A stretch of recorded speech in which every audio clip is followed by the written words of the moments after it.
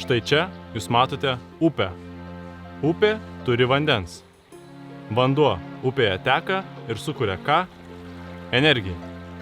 O štai čia, upės saloje, esu aš. Ir aš tą upės kuriamą energiją noriu pažabot. Kaip? Bandysiu pasidaryti vandens malūną ir išsikepti ant jo su juo maistą. Ir be viso to prieš tos upės aš gyvensiu 3 dienas. Čia kažkaip bandysiu išmiegoti šitoj vietoj. O čia kitoj pusėje bandysiu pasidaryti laužą ir malūną. Panaudoti šitą vandenį.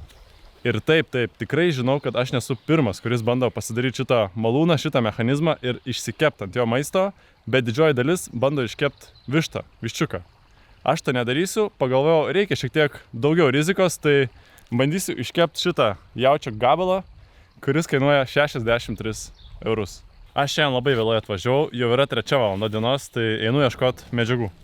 Bebro apdirbtas, puikiai tiks.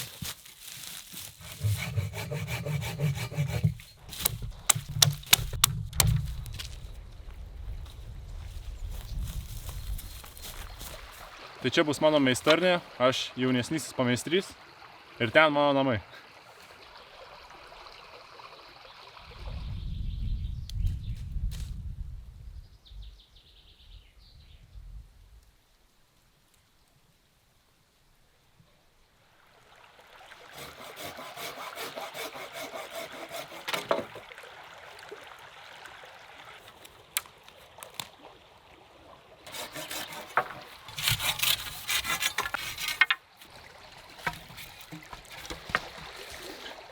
Hello.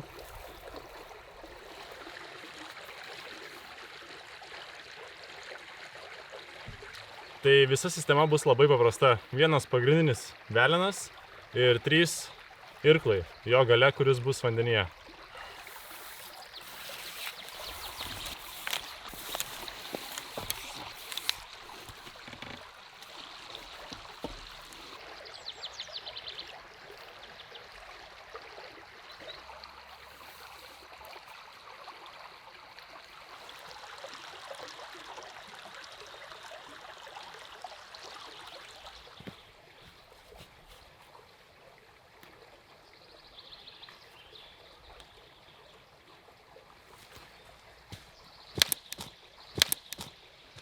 Dabar gali būti 2 blogi dalykai. Arba trūks srovės, arba būsiu per trumpus pagalius pasidaręs ir neišsuks vandens.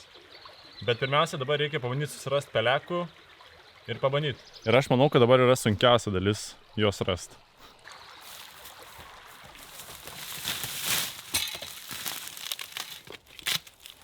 Vienas iš variantų, jeigu jau labai nieko nerasiu, gal iš pušies žievės.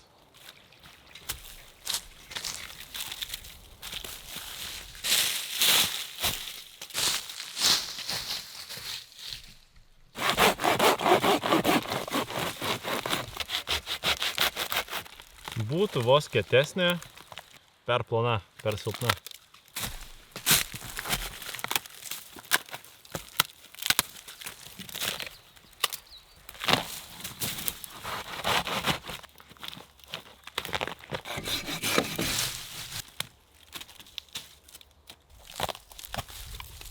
Visai neblogas. Nėra. Ir vat būna gamtoje dienų, kai nesiseka ir negaliu rasti, ko noriu. Šiandien yra tokia diena.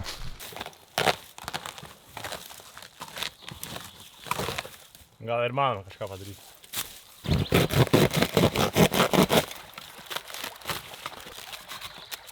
Valandą laiko ieškojau ir net nežinau, net nenoriu dėti, nes prisirinkau labai skirtingų visokių dydžių ir ką tai reiškia, kad jie skirtingą kiekį vandens paims ir mano ratas nesisuks, nekeps mėsos arba galų galiausiai kažkada sulūš, nes labai silpni ir mano jautis nustos kepti.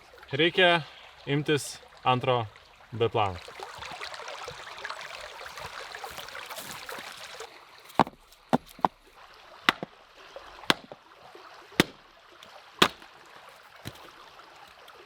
Patį blogiausią medį išsirinkau.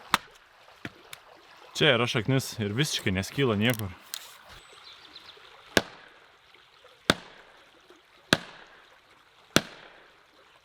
Jau planiau negaliu perskelt, o tokio storo Manau, kad tikrai neišsuks ta srovė ir mano aparatas net laikys, tai einu vėl ieškot žievių.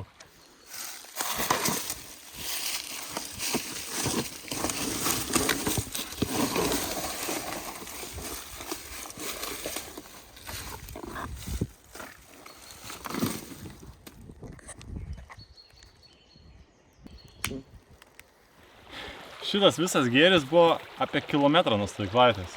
Reikėjo tiesiog vienintelio gero seno beržo. Ir kodėl beržą? Todėl nes turi būtent šitą sluoksnį žievėje, tai beržo tošė. Visi kiti medžiai tokio neturi, nes jisai tiesiog sutvirtina šitą vidinę žievę ir neleidžia taip lengvai sulūžti. Viltis pasirodo dar yra gyva. Dar radau tokių.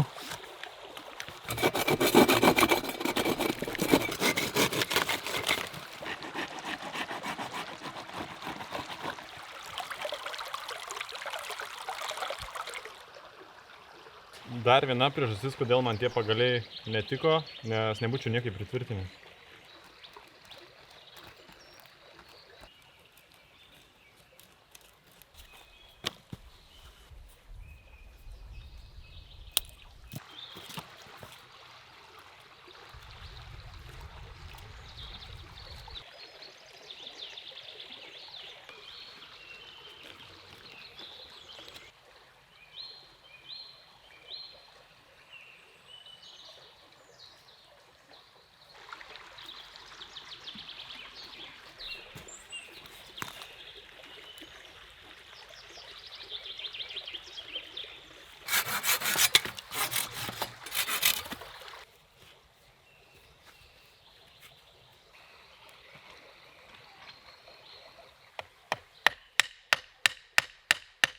Kaip sakant, viskas arba nieko.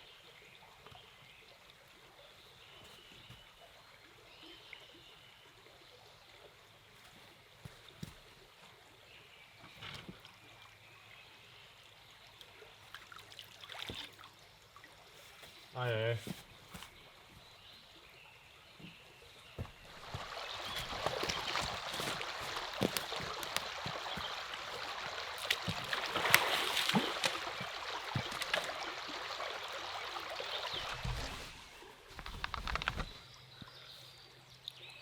Veikia. Panašu, kad jisai veikia.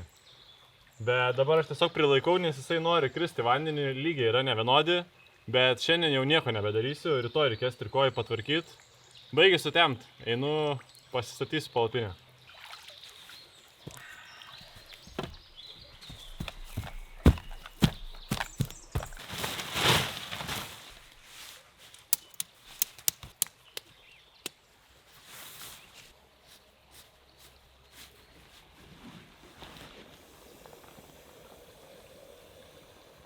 Šiandien normalaus maisto nebus, bus tik tokia bandelė. Viskas šiandien užtruko daug ilgiau, nei aš tikėjausi. Nu kaip, aš jau mačiau, kad šiandien iš tikrųjų neiškepsiu, nes kaip ir minėjau, pradėjau tik 3 dienos viską konstruoti. Dabar yra 9:30.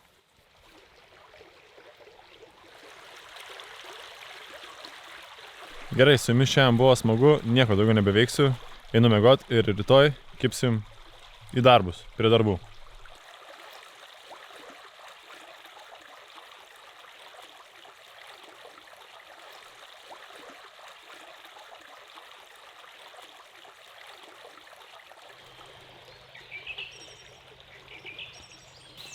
Nebuvo labai šilta naktis, buvo tik 2 laipsniai šilumos ir dabar yra ryto vėsa.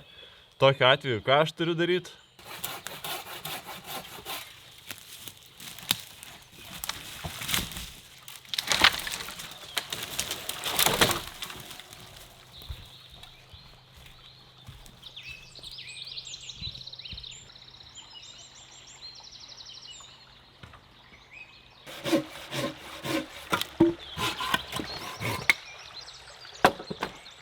Ei, bet aš kažkaip pagalvojau, čia yra labai graži vieta miegot.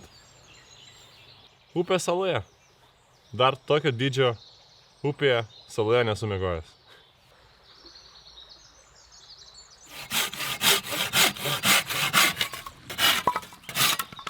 Nusipirkau ir į mišką pasiėmiau kontaktinį mikrofoną, taip jisai vadinasi. Ką tai reiškia? Tai jisai įrašinėja labai žemus, visokius virpesius, dažnius ir garsą, kuris yra daikto kūne, taip galim įvardinti. Tai sakykime, medžiai, miškas, vanduo ir visa kita, kas vyksta jame, mes girdime aplinką, bet negirdim, ką jaučia čia esantis gyventojai. Tai pirmas garsas bus, kurį girdit jūs, ir antras, kurį girdi medis.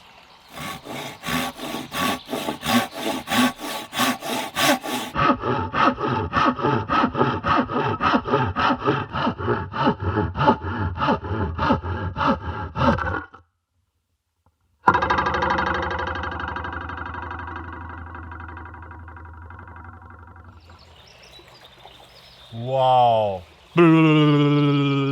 Su šitais daiktais šiek tiek vėliau paeksperimentuosiu, dabar noriu vandens ir valgyti. Galėjau kirvį aišku ir didesnį pasimti.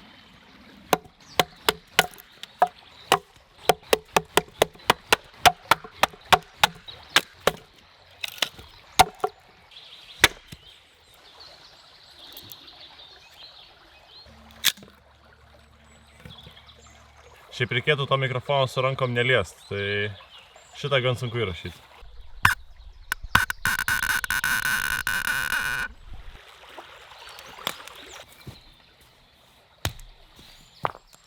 Kodėl visi akmenys kitoj pusėje?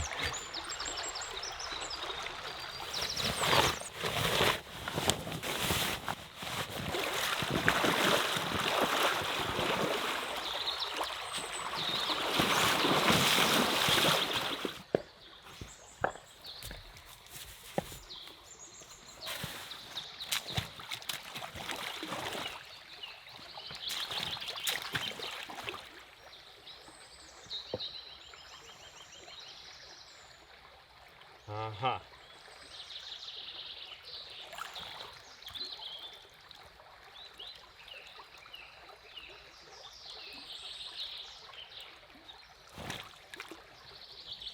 Ai, čia yra problema.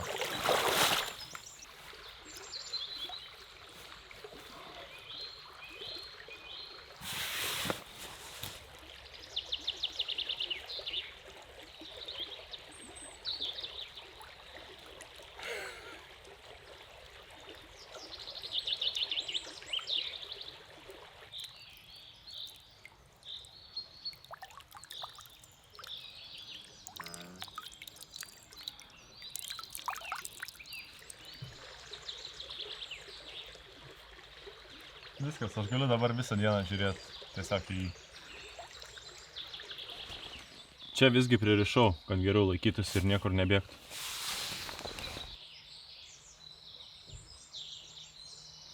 Dėl bendro estetinio vaizdo nukarpau šituos dar.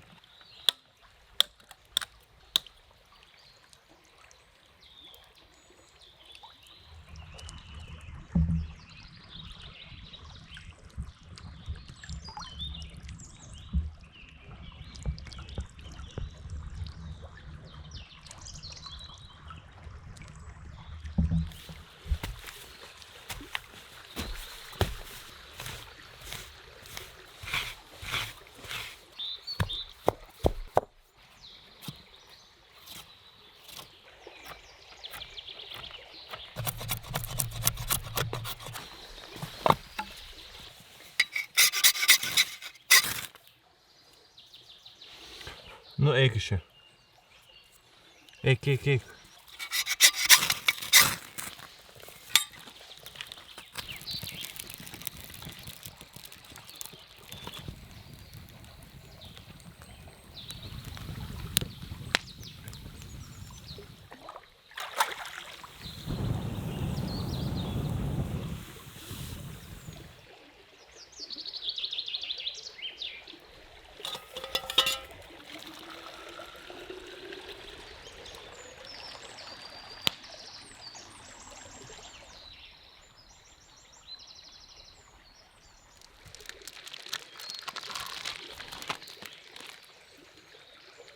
Nu eik. Koks čia gabalas. 1,5 kilogramo mėsos. 6 asmenų šeimai. Arba šimašiui 3 kartam.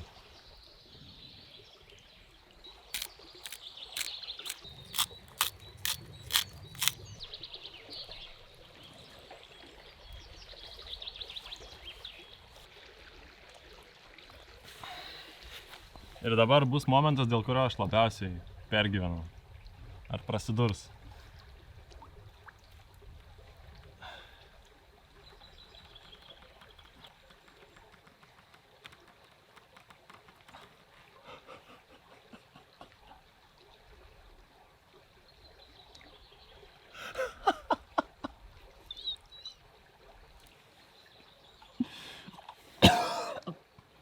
Norėjau vabalą.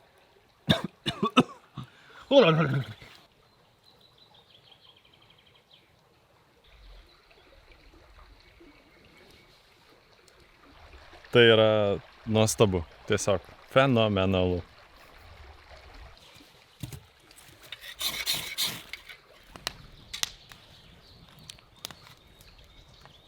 Šitas mėsos gabalas vadinasi pikanija. Tai yra jaučio kumpio kepurėlė, dar kitaip vadinama. Tai viršui lieka riebalas, apačioj daug geros skanios mėsos. Kiek ją reikės čia kepti, aš neįsivaizduoju.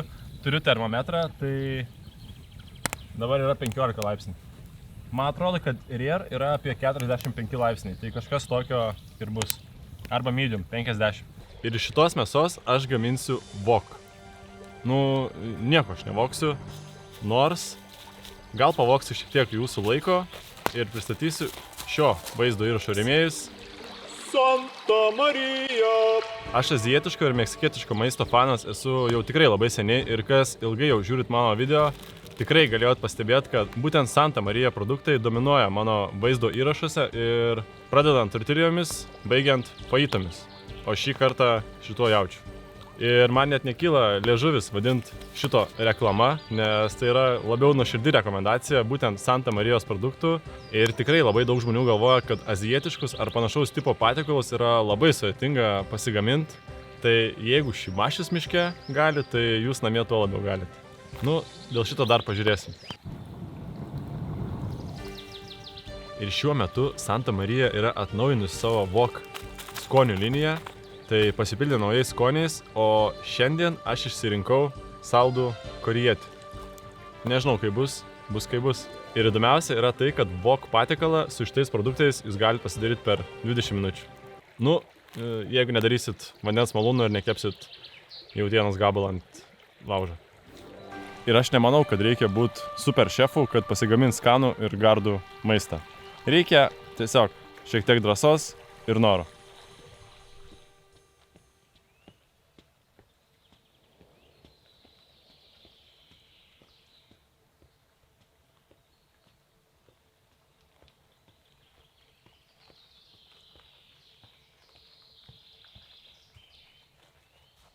Aišku, aš galėjau kepti ir keptuvėje, nu bet jūs pažiūrėkit.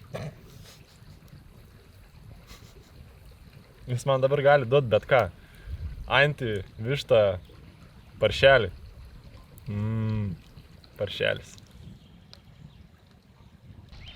Ką žinau, visai smagu yra žiūrėti, kaip tau gamta dirba.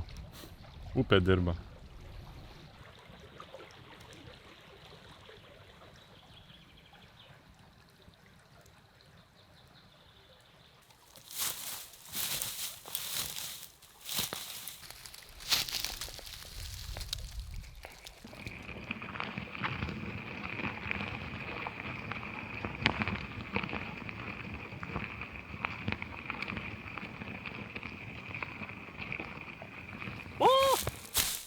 Pamiršau šiek tiek, kad esu skruzdėlynė.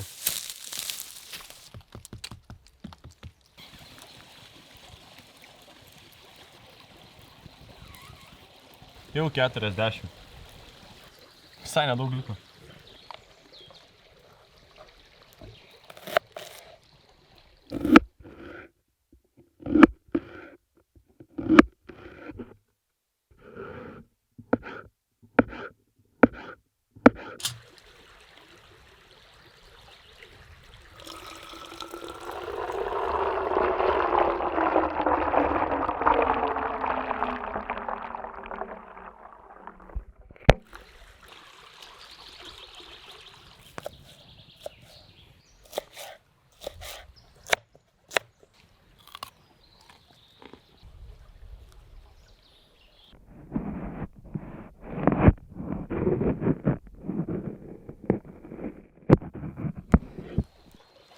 Paprikoje radau tokių.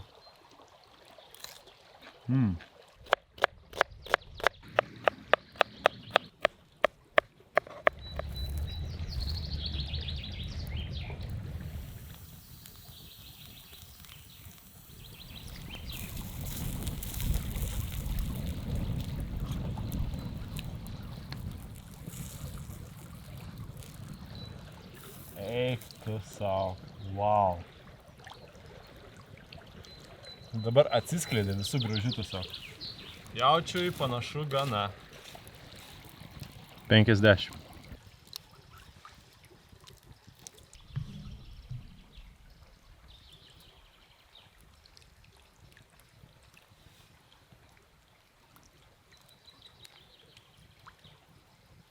Čia yra skaniausia mėsa, kokią esu gyvenime iškepęs.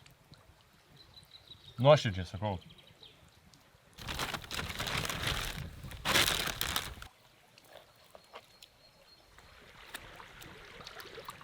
Nu, aš net rankų nenoriu plauti, tai kaip ir nebereikia. Aš tiesiog negaliu tau neatiduot pagarbos. Ačiū tau labai. Pikanijos šiaip savo irgi negalima pjaustyt. Čia yra šitos gijos, tai reikia pjauti išilgai, kad jinai gerai kramtytųsi.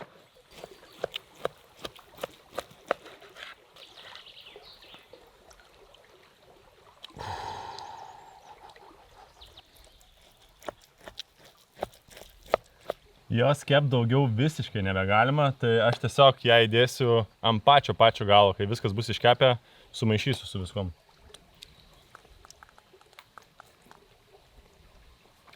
Šitaip kandant, guminė. Šitaip. Skani. Wow. Wow. Ir dabar dar reikia šitaip pjaustyti. Čia vat yra tos juostos, tai jas reikia vat įstrižai pjauti.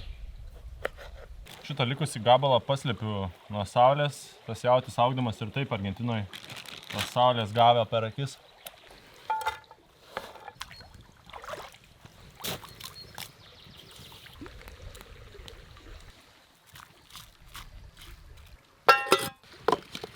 Boko patiekalų visa esmė yra ta, kad ant labai didelės kaitros reikia viską kepti, tai aš galvoju, aš visada gaminu beveik boko patiekalus, nes visą laiką ant atviros ugnies.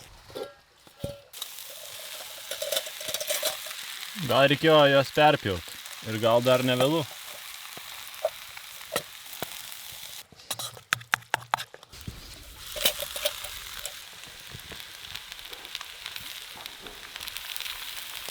Ai, biški per daug čia visko.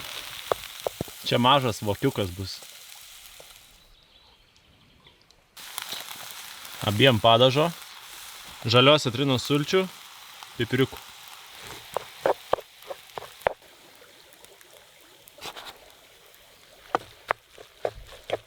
Ir pabaigai labai nedaug šiek tiek majonezinio ir sweet mango chili.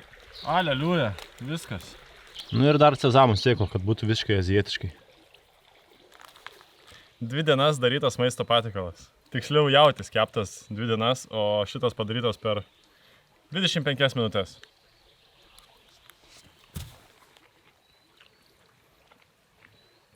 O traškumas. Wow. O, aštru. Eilinį kartą lauke yra plius 17. Man bėgas narglys. Ir malūnas nesilsi visai. Dirba pilną etatą kaip ir prieš tai. Po ilgo laiko nevalgymo, dabar užvalgiau ir mano pilvas pradėjo šnekėti. Paklausom. Ačiū tau, didingasis valdove, kad nutrauki mano besitęsiančias kančias. Aš būsiu tau dėkingas visą savo likusį pilvo gyvenimą.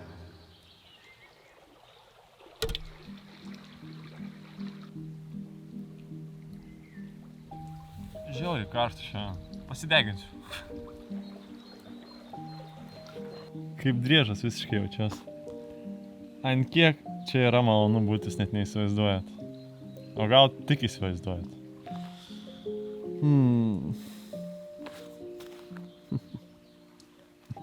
Žinot, aš labai džiaugiuosi ir didžiuoju savim šį kartą.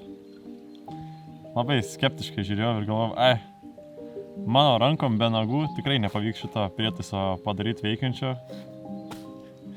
Bet veikia, tai dažniau pasidžiaukit savim ir pasididžiuokit.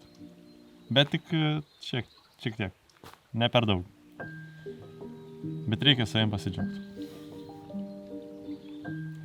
Ir šita saulė bei atėjusių pavasarį.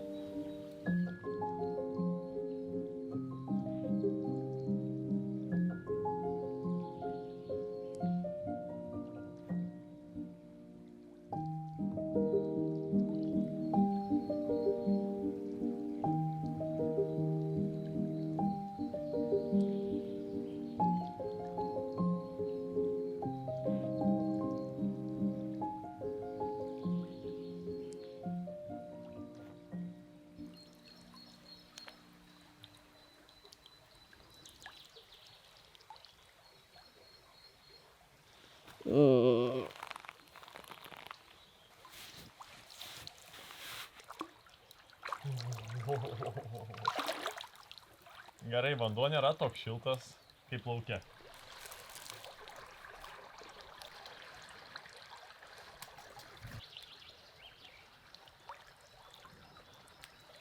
Išvyras smėlis vienas geriausių ploviklių gamtoj.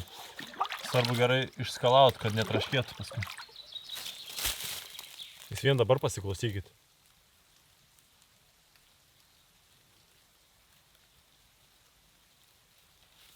Šiaip skruzdės yra labai įdomios, jos visos dirba kaip vienas organizmas, kiekviena turi savo paskirtą darbą. Ir dar skruzdės yra geros miško sanitarės, tokios kaip ir aš šį kartą. Einu pažiūrėti upėtakių.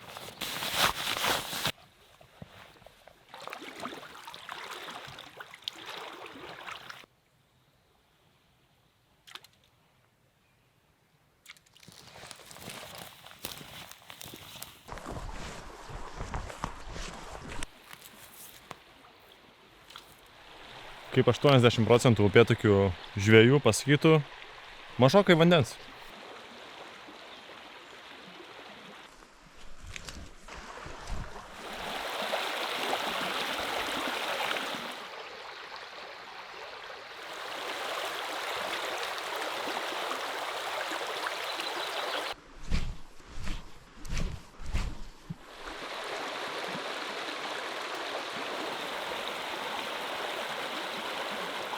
Aš nelabai tikiu, kad čia yra didelių upėtakių, tai dedu mepsą.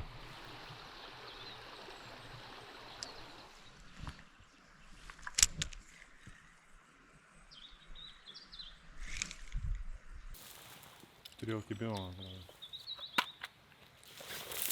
Nenori šitas. Bet tas kibimas buvo toks... Atrodo, net nesimaitino, tiesiog pastūmė. Bet matau, visur aplink yra daug varlių. Ar aš turiu dėžutį varlių? Neturiu.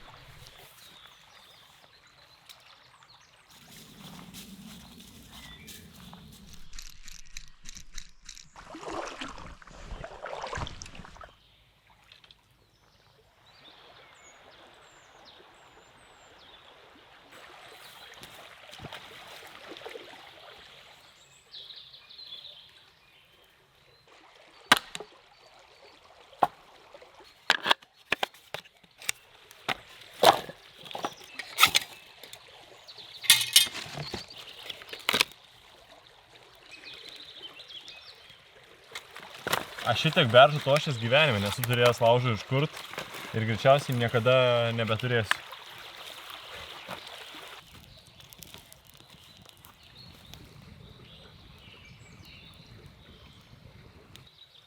Ten yra akmuo. O čia yra upė. Tai jūs patys pasirinkit. Norit būt nejudantis, įstrigęs ir besipriešinantis sroviai akmuo? Ar judanti, graži, tekanti upė.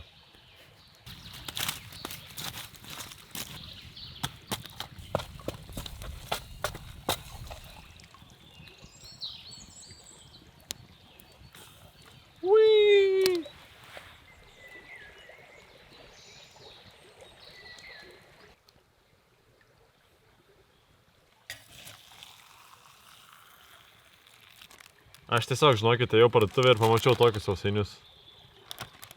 Malūno sausainiai. Tikrai negalėjau nepaimti. Bus šio vakaro desertas.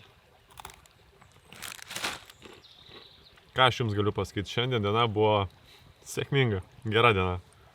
Ir atrodo, čia renginys yra senas kaip žemė, paprastas visiems žinomas, bet tiek suteikia man džiaugsmo. Čia kaip dviratis, tiesiog nesenstanti klasika.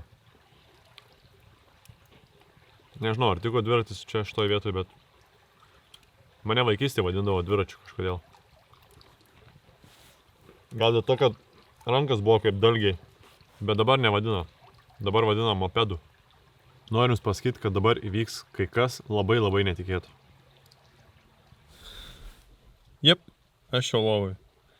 Diena praėjo, naktis atėjo, paukščiai užmigo, einu ir aš. Šiąnakt praneša lietų, tai labai tikiuosi rytoj ryte bus nuo smagių lietaus lašų. O kodėl man snarglys bėga? Nieko lyg nevalgau. Labanakt. Na, naktį ir šiandien ryte lietaus aš nesulaukiau, kol kas.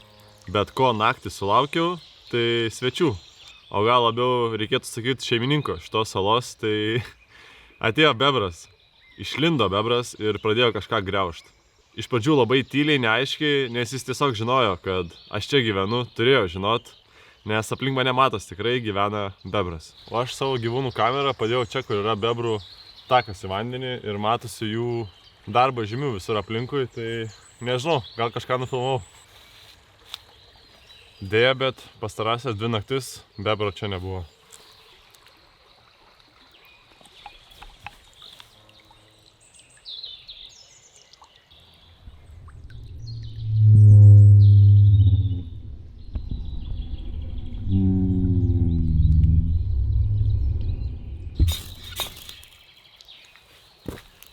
Beržo tošį radau tokį. Buvęs lizdas kažkieno.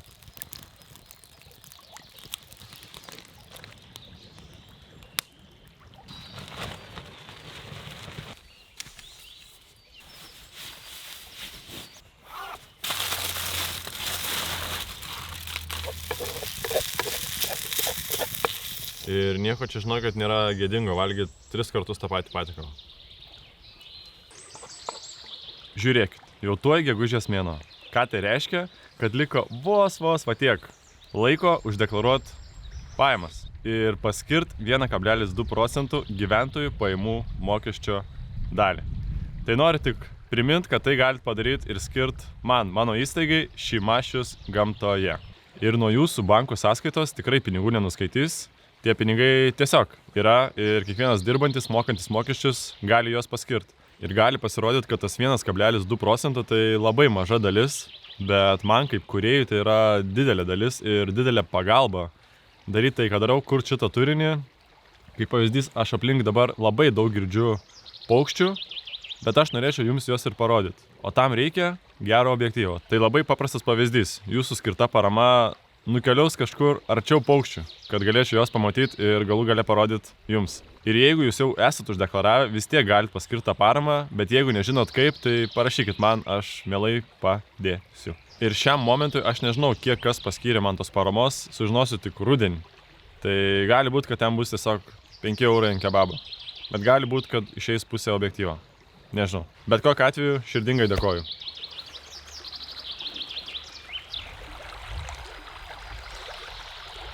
Ir viskas, manau, laikas yra atsisveikinti su šituo malūnu. Jis garbingai sukusi jau beveik parą laiko. Prasuko 14 695 ratus. O gal daugiau, nežinau.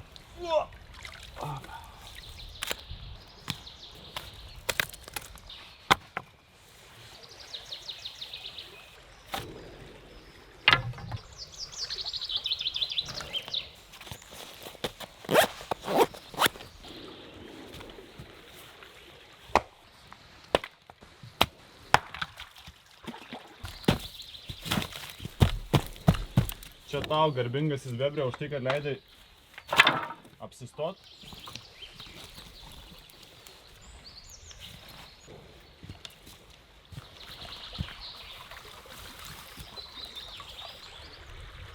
Šiandien yra visai kitokia diena, apsiniaukė dangus ir pakilo šiek tiek vėjas. Tai reiškia du dalykus.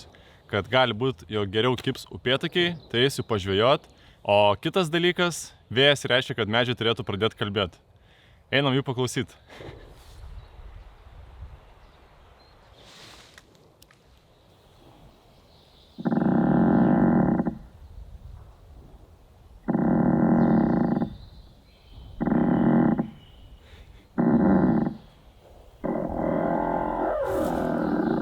Eina savo neįtikėtina.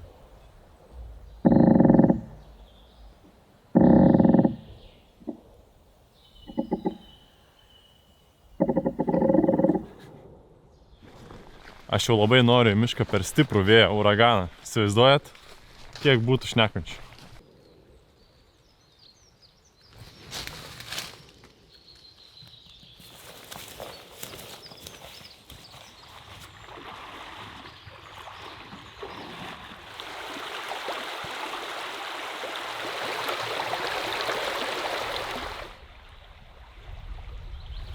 Čia yra vienas gražiausių Lietuvos upelių.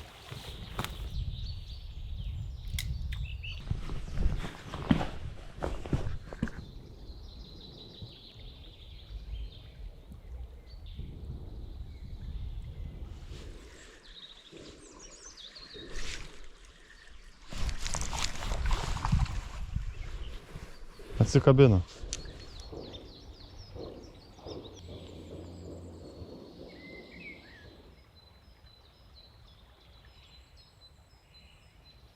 Ant kiek čia kietai atrodo. Visa grybų kolonija ant šito rasta.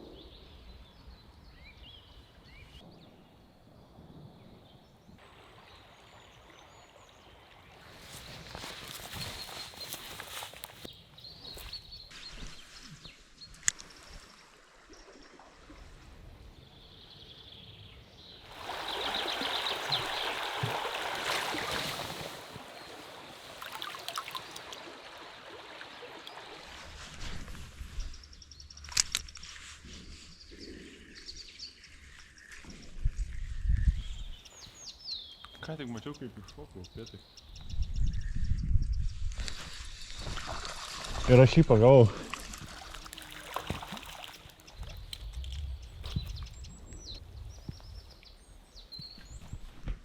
Tokio dydžio upėtakiukas va. Prieš imant upėtakį rankas gerai yra pasišlapinti jas. Ypač šiltuoju laikotarpiu. Labai trumpai parodau, šitas upėtakis yra guška. Ačiū už rėmimą. Viso gero.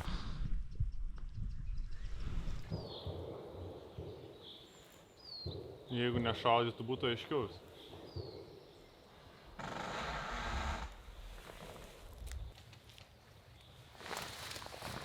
Pūsk, pūsk, pūsk. O.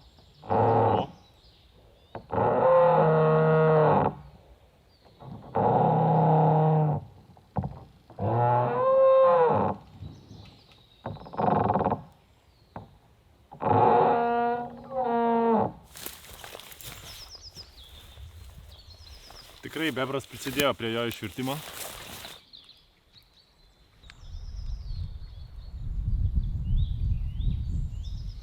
Čia jau atrodo kaip piešiniai iš akmens ar neandertaliečių amžiaus.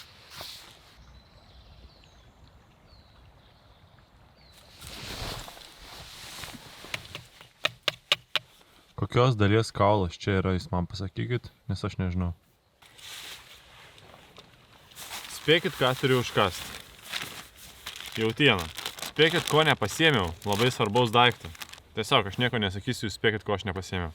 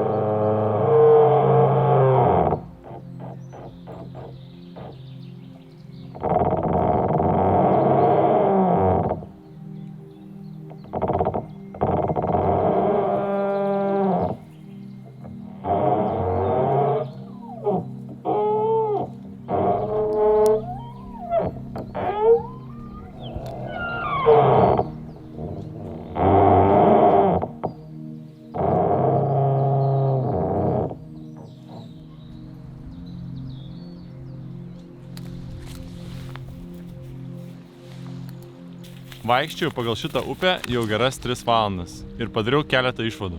Pirmiausia ta, kad šita upė yra labai mėgstama bebrų. Panašu, kad jie turi tikrai ką veikti ir sukuria upę tokią, kokia jinai yra. Kita išvada yra labai trumpa ir aiški. Ši upė yra graži. Na, o trečia yra ta, kad daug žvejybinio potencialo šioje upėje aš nematau. Upėtakių negaliu sakyti, kad neradau, bet radau labai mažyčius ir labai nenoriai kimbančius. Tai čia ir baigiu. Like, share, comment, subscribe. Ačiū, kad žiūrėjot. Mėly geri puikūs žiūrovai. Viso gero.